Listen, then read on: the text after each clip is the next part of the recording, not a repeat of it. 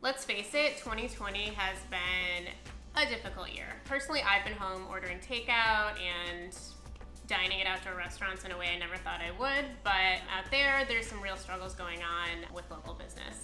So today, Thrillist has partnered with Nextdoor, which is an app that connects neighbors, to bring together some experts in the world of small business as well as some small business owners and talk about the state of small business and the future and some of the positive byproducts of this unprecedented, difficult year.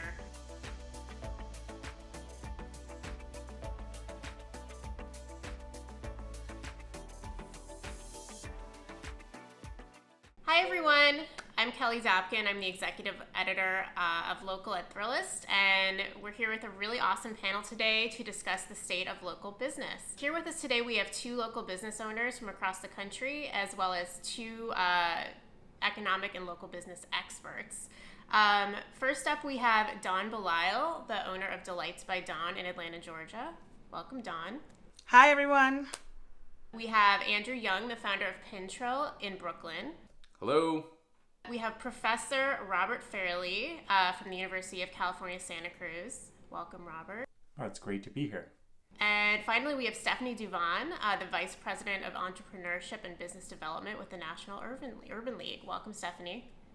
Thank you very much. Good to be here.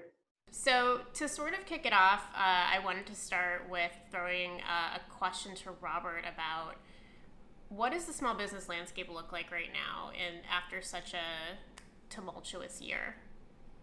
Well, so small businesses have been hit extremely hard. Some of the research that I've been working on using, data from the federal government, I found that basically from February to April, over that 2-month period, we had a record number of shutdowns. Not necessarily permanent shutdowns, but certainly in the month of April, we had over 20% of businesses just shut down. And unfortunately, what makes that even more disconcerting is the kind of disproportionate impacts that minority-owned businesses have felt. One of the most striking figures that I found is that 41% of Black business owners shut down in April, relative to their February levels. The big picture there is that business ownership is really important, right? It's important for owners, it's important for building wealth, it's important for building kind of a community. Those business owners also create jobs for others. So if you look at a lot of the new jobs that are created in the economy, just kind of over a long period of time, they're created by startups. Startups are the ones that generate most new jobs in the economy. It's not larger businesses. It's those kind of new ones, those new dynamic ones. And that's really important, right? Is we need to have that kind of dynamism in our economy. But then if you step back from the economics part of it, it's nice to have these downtown areas. We all enjoy that. We all enjoy walking through downtown areas with a diverse group of businesses, restaurants, little shops, stores that sell books, art products. They're just nice to walk through. They create a sense of community. They give us a lot of satisfaction. And that's a big concern right now, is that this kind of movement to online activity, although it's great, it's been actually the best, of course, for the very big companies, it has not been as good overall for small business owners. And if consumers keep doing that, in the long term, then it could be very problematic for downtown areas. So that's a big concern that I have. Absolutely. And Stephanie, you may be able to speak to this a bit better, but in terms of your work, how has the impact of COVID-19 affected what you do this year? For our business owners, and the National Urban League works with about 10,000 to 12,000 small businesses each year through our Entrepreneurship Center program across the country. And what we found is exactly what Rob has highlighted, that we've lost real traction with a lot of our business owners, both minority owned and particularly Black owned businesses who've been in a lot of face to face businesses where the social distancing requirements have really exacerbated, the fact that they can't perform as they had traditionally been doing has been a real problem. And so we've seen a lot of business closures.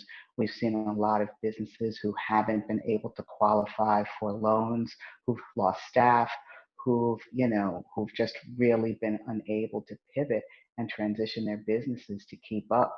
And so it's been a real problem for us and that we're trying to address.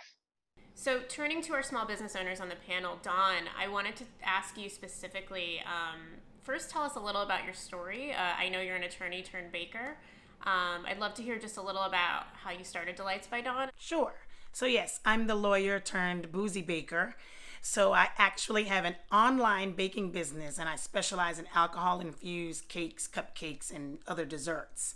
And I was an attorney. I'm still an attorney, but I was practicing full time for 20 plus years as a criminal lawyer, prosecutor, then defense attorney. And I always baked, got it from my mom, always kind of did it on the side. And just, I knew at some point I wanted to make it my business. And I kind of got tired of the legal field. And in 2013, that's when I really kind of started thinking about making it a business. And I was a huge football fan and tailgated, so I kind of converted my cakes because I started with cakes first into cupcakes. People asked me about cupcakes. I actually hated cupcakes at first, but then I converted the infused cakes I did with, different flavors, different things that I like to drink, people like to drink, made cupcakes, took them out to tailgates. Andrew, over to you. I wanted to hear a little about your small business story and then also obviously how 2020 has affected your business.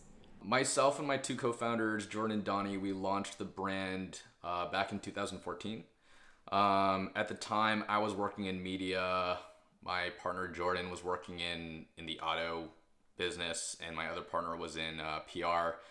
And, we'd always wanted to start a brand. And at the time, we'd kind of noticed that there were a lot of fashion brands making one-off pins, but nobody was stepping up to create a pin brand. So we saw the opportunity and we started really small. And really quickly, we kind of ascended in this streetwear fashion world. COVID has been a really, really big challenge. With pins being a, relatively inexpensive accessory, it really becomes, our business is dependent on scale and volume. And a lot of our volume actually comes from our private label business, which is, brands will come to us and they'll make pins for events, especially, or for customer retention to give away for free to clients or for B2B purposes. But at the onset of COVID, that entire sector of our business went away. Which makes a whole lot of sense, right? Events are gone. These pins are being used for marketing purposes. That's the first budget to go. On the wholesale side, also, pretty devastating. A lot of our business on the retail side is now with museums. So obviously they closed down, starting to reopen in New York. So we're starting to see that business come back, but we've really had to focus on our e-commerce business in the meantime. I think small businesses are really what create and maintain the fabric of a city, whether it's from restaurants to retail. I think even before COVID, that was something that was a bit of a struggle. I think here in Atlanta, though, we're a little different because Atlanta they like the local artisan small business. And I will say that I've had, great support from my followers that are here and people that, supported me before COVID that still, support, because I think that there's a community here in Atlanta that really support small businesses and they want to see the small business and, the underdog succeed and be successful. One of the things that I think is a big problem is you're looking for some product, right? And you go to a search engine and you search, and your first hits are always going to be big companies selling it to you. And I think that that's one of the things that we could really change, is to try to get the small businesses in your local area in the search engines to come up first, or at least come up in the top 10, right? For people to see that. I think that's a big problem. I think, restaurants, they're a local good, right? So you can't really buy them online and have them shipped to your house. So in that sense, I think that they're a little more, possible to purchase. But But what about like other goods and services, the small businesses that sell them? It's a lot harder. And I think that that's one of the things that we really need to change is we need to have that kind of more systemic change in terms of how we search for information, how we get that information, how we go out and make purchases. I use the Nextdoor business and I post. And one of the things which actually kind of coincides with what Rob was saying is that I do agree the searches, when people search, it brings up those that have paid an exorbitant amount of money for ads or the bigger companies.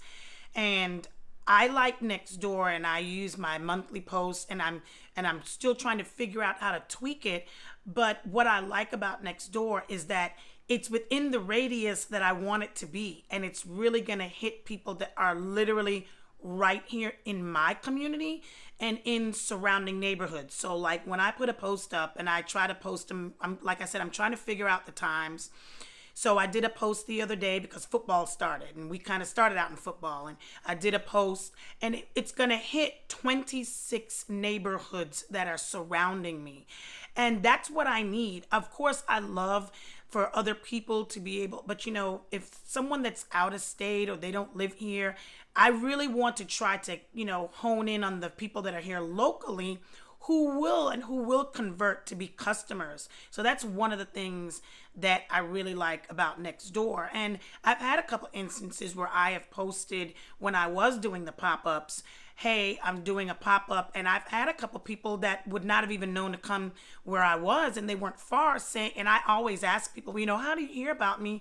And I've had people say, oh, I saw it on the Nextdoor app, or I was driving, my wife saw it, because this is what happened. I was driving, my wife was scrolling Nextdoor, she saw it, and she was like, let's go over here, that's not far, and they came over there and they purchased from me. So I do find the app to be a great app because it's almost like me targeting without having to go through what I would have to go through with Facebook or other platforms to target, because it's already automatically targeting just the people that are in my neighborhood and community and surrounding neighborhoods. So it helps me in that vein. We're hoping to start a partnership with Nextdoor, and I think for us, because we have these 12 entrepreneurship centers across the country, the connection is to have Nextdoor really help us drive businesses in our communities, but also near, adjacent to our communities, because many of our, entrepreneurship centers are located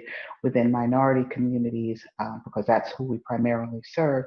And those folks know about us, but the adjacent communities, it's important if you can hop in your car and drive a few minutes to support this business that you do that. And I think we want to make sure that our neighbors, to Rob's point, don't get online and go to the bigger companies, but that they go to Nextdoor and they come and support a local business that can really use, really use the dollars, really use the attention, and the marketing and promotion that you get from that is going to be just limitless. So, very big supporter. What I'm more worried about is that customer behavior will change, is that people will, we're kind of seeing this a lot, right?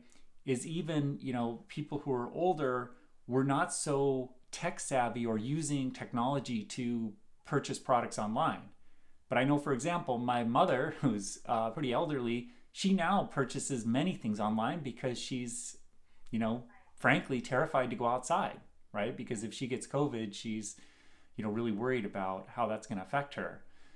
So I think that there has been a change in consumer behavior, and whether or not that's long-term or not, I'm not sure. Now, one of the things that was also mentioned in the discussion is that small businesses are starting to figure this out. And I think that's really important. I think that we need to put a lot of energy and effort at there, is that small businesses also can have a very strong online presence and compete with these big companies. And I think that consumers understand that and that that's important. And I think that, if we can get that message out, it could make a difference long run.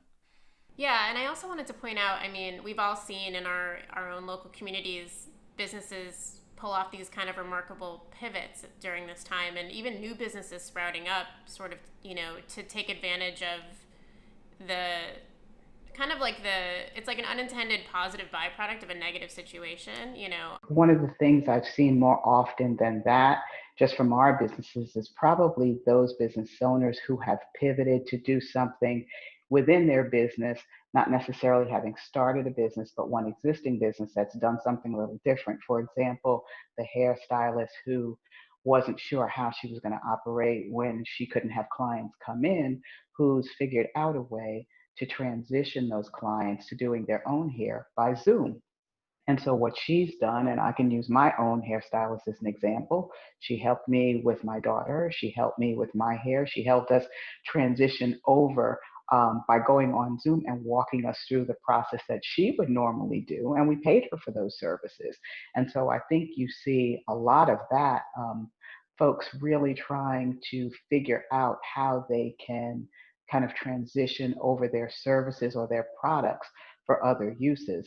And I also want to just jump back a little bit to some of the points that Andrew and Dawn made, because I think it's really important to recognize that a lot of the small businesses we're seeing haven't done some of the things that they've done. They haven't had an easy way to do e-commerce because they may not have had an online presence. And so working with those business owners to ensure that they know that's something to do. And also, they've spoken to things like diversification of revenue, and having more than one revenue source is important. So Andrew has the pins, he has the store, but he also does e-commerce, and just making sure that you have those diversity of sources that you can utilize when things go wrong, and having a backup plan and really thinking through what your game plan is going to be if things change. So I should have mentioned this before, but we did have a store that we had to close sometime around March. Well, actually, our lease was up and we didn't extend it for obvious reasons. There was just no foot traffic in Williamsburg. And I think that, I'm lucky, and I think Don is lucky in this sense that if you're an e-commerce business, you kind of have to double down on that.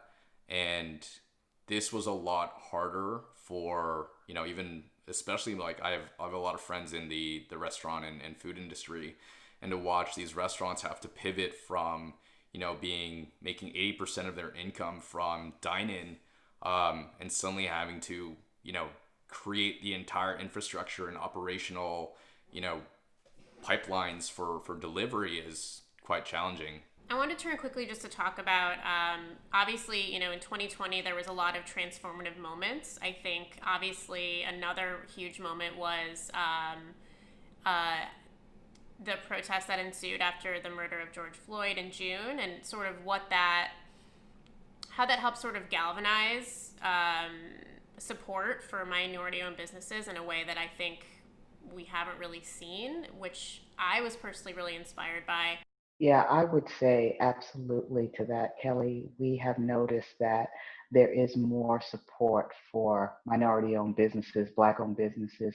And I think the community has largely always supported those businesses. But I think having the focus with all of the unrest, I would say that one of the few things that's good that has come out of that has been the attention paid to the disparities. And I think people are more focused on what those disparities are, why they exist, and really going out to support business owners. And we know that in those communities in particular, where the disparities live, an inability to create jobs, and an inability to create wealth from having job creation is real. And I think that one of those defining moments has been, for folks to consider buying Black. And even the COVID crisis as well has highlighted, I've seen a lot of attention being paid. I mean, I'm looking at news shows who are now going out and having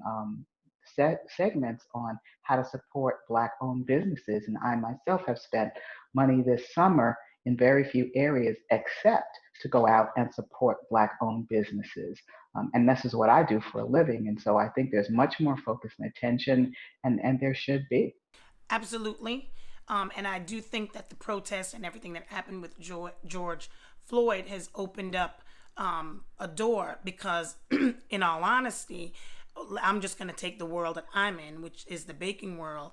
There are so many minority, black owned baking companies, bakers, but there's been a big disparity in us getting the awareness, notice, collabs, endorsements, even recognition from a lot of the bigger baking platforms that we weren't seen on before. And I think during this entire time, not only were we were adamant about them, being more aware of it, I've seen some companies that have apologized about not diversifying their platforms and having more minority or black businesses a part of their platforms, reaching out, wanting to support. So I will definitely say absolutely positively with all the things that are going on. And then of course, I got the lawyer background too, so I'm kind of dealing with it on both levels. There's definitely been more from our counterpart communities and people who are actively being conscious about supporting black owned or minority owned businesses. So I have definitely seen an increase in that awareness and trying to include us to be a part of their platforms more than they did before. Those foundations and corporations who are now really more focused on the needs and the disparities that Black business owners face have said, how can we work with your Black businesses to get them into our supply chain? And that's huge for us.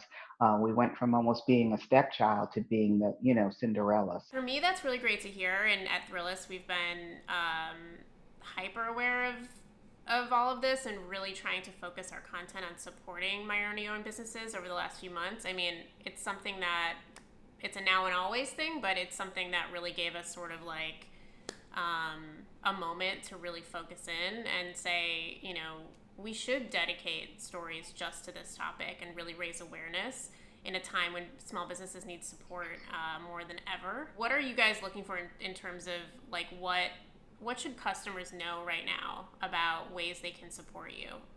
I think because everybody now, we were on social media before, but of course, when we had the lockdown and we're all in, absolutely positively, not just liking, or really word of mouth at this particular point via social media, reviews, letting people know, making suggestions if someone is looking for a recommendation, sending people to us, letting people know we're there, following us on our social media or giving them our information. Little things like that do a lot. I always used to kind of taunt my friends and I used to say, thanks for the likes, but you need to share so that other people that don't know me, that know you, can know that my business exists. The first thing I would say is support your businesses. I think, initially during COVID, I can speak personally. Although I do this for a living, I was nervous as everybody else was about what was going to happen with my family if I ordered from a restaurant. And then we just decided that we needed to support local businesses. And so that's what we did. So I would say go out and order from your local restaurant. You don't have to eat in if you don't want to. Take the food out. I'm the last one to talk about social media. Everyone who knows me knows I'm not a guru at all. My kids still help me with that. But at the same time, I know enough to know how to post something. So go to a restaurant, take a picture of yourself with that restaurant owner in front of the store or in front of the restaurant and post it to social media. There are so many things that you can do to support those businesses, and that's what you should do, is remember that they're struggling to stay afloat. It is a matter of these businesses surviving before they even get to thrive. And so you've got to go out and buy pins from Andrew and cupcakes from Dawn, and you've got to go out and really tell your neighbors about what the great things that these business owners are doing. And also, I think it goes both ways. Like, I've never felt more of a need to kind of go and above and beyond to support local businesses or delivery, tip really well, be extremely patient with everybody, because you really only see like 10% of how a business works. And if you're not patient with people, then you've kind of lost the plot. I just wanted to add too, from the perspective of an editor, we hear all kinds of stories about also how people are behaving when they go to these local businesses. I would just add, like, be kind, be patient. The people working are, in many cases, putting their health at risk, putting their time at risk. For the owners, obviously, it's, a matter of life and death for these businesses, whether or not customers continue to come in. So I think just really being hyper aware of how you're treating everyone is especially important. They just automatically assume that your business is big. And, over COVID, not only where did you lose these kind of point of sales and all these things, but, there's also a lot of shipping delays. And so, what customers and consumers are not thinking about is like procurement. Like, where's this stuff coming from? Hey, where are there shipping delays? Hey, something that I often think about for Pintrail is like, and people are usually pretty surprised that we're only, like a 6 or 7 person team. And when you're emailing customer service, it's one person, and there's one person shipping, which is not to say that, businesses are not accountable for all those things, and doing, the right things for their customers. But, it's not, there are people behind these businesses, and oftentimes they're overworked to begin with. I'm involved with a lot of community organizations. My sorority, one of the things we did was we provided lunch line for the front line, which meant that we were supporting small businesses.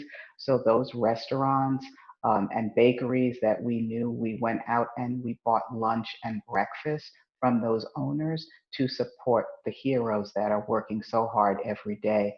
And it's about what you're saying. It's being kind, it's being respectful, but it's honoring those folks who are out there, putting their lives on the line during COVID to get us what we need. And so that's another suggestion I would have, is use those local businesses to support heroes. Do you feel like what's happened this year has sort of created a new sense of community? I do, and I think it's especially true for all of the businesses who have made more efforts to, do street sales, all the restaurants doing outdoor dining.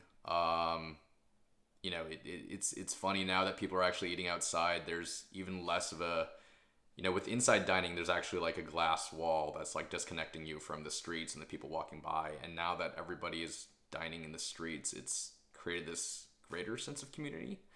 And obviously if streets are also closed, I think that only helps that feeling. But I do think that this sentiment of, helping local businesses has definitely increased over the past few months, and for the better. I mean, I only hope that when things truly open up, that this kind of sustains itself, and that we do all become more concerned and more involved in local community.